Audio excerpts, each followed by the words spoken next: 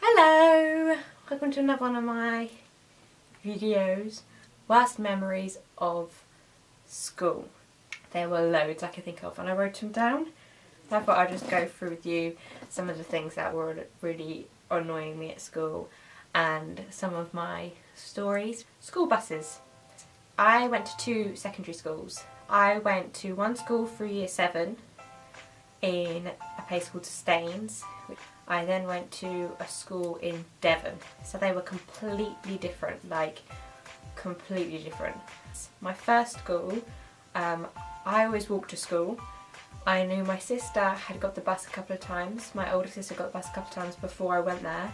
And she used to tell me stories of how if you sit near the back of the bus, a bunch of the older girls or older boys sit behind you with lighters and pretend to like flick your ear with the flame and stuff like that and flick your hair with it. So there was no way I was getting on that bus. Obviously Devon, like the majority of the places like land and fields and stuff, I had to get the bus to school, about a 20-25 minute bus journey to school. The nice thing about it was you got to make friends. The most annoying thing is there was always like the right amount of seats for the amount of kids getting on. There was never spare seats, and there was always like a couple of weirdos that you really didn't want to sit next to. There was always like the annoying ones and the smelly ones and the ones sitting there like you're just sitting there like ugh. But the worst thing about it was the sixth formers at the back of the bus. They always sat at the back of the bus. They on purposely either sat on the outside seat or put their bags on the outside seat, and you'd be like, can I sit there? And they'd be like, no. And it was always really awkward. I remember the first couple of weeks me and my sister had to get the school bus. We had to deal with that for a couple of weeks, and we soon learnt that the moment the bus got there it was like a free-for-all, and it was like every man for himself, and we were getting to the front and we were picking our seats first because we were the last stop as well. So we were going to get to the front and pick our seats first, which I'm pretty sure after the first couple of weeks we did for like the whole rest of the time we had to get the school bus. But that's, I don't trust buses. I don't like school toilets. Many years, last day of school, they always did pranks on toilets, and they're always like putting Vaseline on the door handles. I don't want to get Vaseline all over my hands. They also did things like cling filming the top of the toilet but pulling it so tight that you can't see it. Now luckily I never went into the toilet when that was there, but it's funny, and I have to admit I've done that now. Like since I learned about that prank I have done that, but not in public school toilets because I don't want to touch the toilet, like the lid. Also in my first secondary school that I went to, there was these girls, loads of like year 11 girls always went into the girls' toilets to smoke, because that was the only place they could smoke in the school. And like in the corner there was a window and there was no fire alarm or anything, so they used to sit in the corner. Year 7s would go in there, and if you went in a cubicle where there was a cubicle free next to you, they would go in the cubicle next to you, they would poke their heads over the top whilst you're in the toilet and take a picture. And I don't know why they took these pictures. I don't know what benefit it got them, but it used to terrify me. I went to that school for a year, and I probably went to the toilet in there about 3 times because it terrified me, it really scared me. Why did teachers have staff toilets? And their toilets is always nicer and always have like 5 more cubicles than ours, and there's like 1 teacher to every 30 kids. Not fair. Fire drills, I swear to God, not even just in schools, anywhere, if a fire drill went off, I would be in the worst situation if one could go off. I remember my primary school, a fire drill went off, and it wasn't a drill, it was actually like a real thing, we had to get out the building. And even though you know you do fire drills all the time, the one time I had a fire drill that was real, we didn't do anything that we practiced. Just because there wasn't a fire, there was a bomb on the road by our school, or a bomb shell or something on a road by our school. So all the like the drill that we did of going down the stairs and you've got to go this way, and then I used to have like cardboard fire and we've got to practice going a different way and all stuff like that, we didn't do at all. We did something completely different, and we sat for the whole day, pretty much the whole day, sitting with the canteen ladies playing I Spy, because we weren't allowed to get anywhere near the school in case the bomb went off. So we had to sit in this corner for ages. Other than that, I'm pretty sure every secondary school fire drill I've ever gone to, I have been either in a PE lesson, freezing cold in shorts and a top, or I've been in the changing rooms, freezing cold in less than shorts and a top. And then it's happened. And then they always say to you, don't worry, just drop everything and just go. Like you're really going to be going out there in bra and knickers when the fire drill goes off, just standing there like, no, I had to make sure I get out of the fake fire. This has also happened to me in changing rooms, pretty much butt naked, when I was in a Debenhams store before. And now that I think about it, I wish if there was any opportunity for me to keep on the clothes, I should have really kept on the clothes. I know it's bad to steal, but if you've got a load of really expensive Debenhams clothes on, and then their fire drill goes off and you have to run out as quickly as possible, you don't have time to take off the clothes, stick your new clothes back on, what would they do? No phones. Why can't you have phones at school? I understand in lessons, like don't play with them, don't have them on, I completely understand that because you should concentrate. Well, what if I die on the way home? Then they're going to feel bad. Teachers' pets. There is always a teacher's pet, and I can't really say a lot about this because I think I was a little bit of a teacher's pet in a way that I like to talk, obviously. I like to talk a lot, so it would never bother me making conversation with the teacher. But there's a step too far. You always get them people that sit there and flirt with your teacher or compliment your teacher every time they come in the room, or like, say for instance their name is like, I don't know, Smith. They'll call them Smithy and stuff like that, and it's so cringy. It's like, I know you want good grades, but licking a teacher's ass is not going to help. Healthy eating. Jamie Oliver, why? Taking away turkey Twizzlers. Really? I mean, have you tasted them? They were amazing. You go to school now and everything's uber healthy. Can we not just have like a muffin? Here's a good idea. If we're allowed chips for dinner, then we're not allowed pudding or something like that. But if you see someone and they're healthy, or they've just finished an after-school club or something like that, they're clearly healthy, then they should be allowed to have a little bit of fatty food more than people that aren't healthy. And also, say for instance you go in and you're like, oh, I'll have a salad, then you should be allowed something unhealthy after. That's how I think it should be. Getting told off for no reason. I was quite lucky that I got on with teachers, so I got away with a lot. My first secondary school, I was only there for a year, got one detention, and it really wound me up that it was my first detention and it wasn't even my fault. It was me sitting in my form with a bunch of girls around me all doing something wrong, and I'm not even in the conversation. It's just the fact that I was sitting there at the wrong time, wrong place, wrong time. I got dragged into it. Talking about toilets, toilet breaks. When you sit there and you go, oh miss, can I please go to the toilet? And they go, no, you've only got 10 minutes left of class. Well, what if I pee myself? In my primary school, all the classrooms were set in like different places around. So every class that you moved up, there was different toilets you went to. And I think I was in year 1 or year 2, and I didn't know where the toilets were. And this is the first time I needed to go to the toilet, and I asked my student, teacher, assistant, where are the toilets. I couldn't stand this teacher, even at a young age. I didn't like this teacher. One reason why, that one time I told her I felt really sick, I wanted to go home.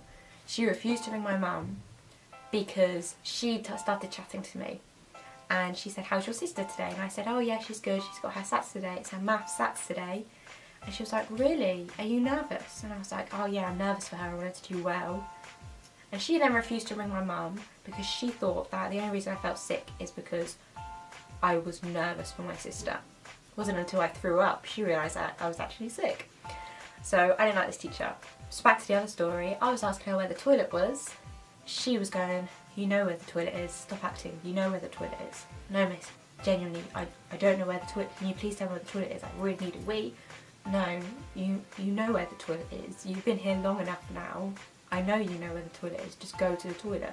She never learned that me standing there, crying, peeing myself, was probably a very big hint that I didn't know where the toilet was. Nothing that annoys me. Arrogant teachers. I also had a maths teacher. I used to love maths, weirdly enough, because that's another thing annoying with schools, is subjects that you don't get, or pointless subjects like algebra and maths. Why do you need to do that? Why do you need to know the circumference of a circle and stuff like that? I don't think you do. I had a maths teacher, and I really liked maths, who refused to teach my class like A standard stuff, because he didn't think that we could handle it. Even though when we were doing tests, I'm not being full of myself, but everything but the A questions, which I didn't know how to do, I was getting right. But he wouldn't teach me the A star stuff because he's like, I don't think any of you will be able to handle it. Arrogant teachers, I don't like.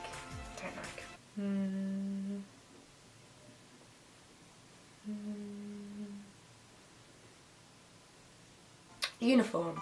My first secondary school I went to, the uniform was extra bad, but you could make it extra good. We had to wear shirt, tie, blazers, which is extra bad because when you first go to school your blazers are like, shoulder pads are like massive, because they just don't fit you at all. I remember the first time I turned up, my first day of school, I had my dad's mate's son come up to me and he was like, pointing and laughing across the field at me because he could see like shoulder pads like Frankenstein, massive shoulder pads coming across, which made me feel really confident for the rest of the day. Ties, which people pull, and it's called peanutting, and if you pull it hard enough, the knot goes so small it gets stuck around your neck, and then you have to go to the office and get them to cut the tie off you. But you could make it extra good because you're allowed fitted blazers, which could look nice. You're allowed things like nice jumpers, like V-neck jumpers that you can tuck your tie into and things in the winter. You were also allowed a little heel on your shoes, it makes it a little bit nicer. Extra bad at the beginning, could be extra good. My second secondary school, the school uniform was a polo shirt. A long baggy polo shirt on you with a skirt, and it had to be like that much above your knee or below your knee or something. Looked awful. Also, we had stupid rules like no jewellery, but I used to always wear a teddy bear necklace my dad got me. Same with that ring, that little ring there. There's certain jewellery I used to always wear, and they used to tell me to take it off. We had to have perfect uniform. I can see that battery light flashing in my face, and that can go away because I need to finish this video. I'm halfway through. My sister used to wear this like massive belt on top of her trousers, and you were never allowed in the canteen until you had perfect uniform. She used to use the fact she was a girl to her advantage, and then teachers used to go up to her and be like, you're not allowed in until you take that belt off. And she used to go, my trousers will fall down if this belt comes off. And she used to say it louder. This piece of paper, she used to say it so loudly that if anyone else could hear her saying, sir, I can't take my belt off because my trousers will fall down. She embarrassed the teachers so much all the time. They always used to let her in. So by the time I came to the school and I was that age, they never really bothered me about things like that because they knew I wasn't the same grief. Nice. All well played to start, all well played.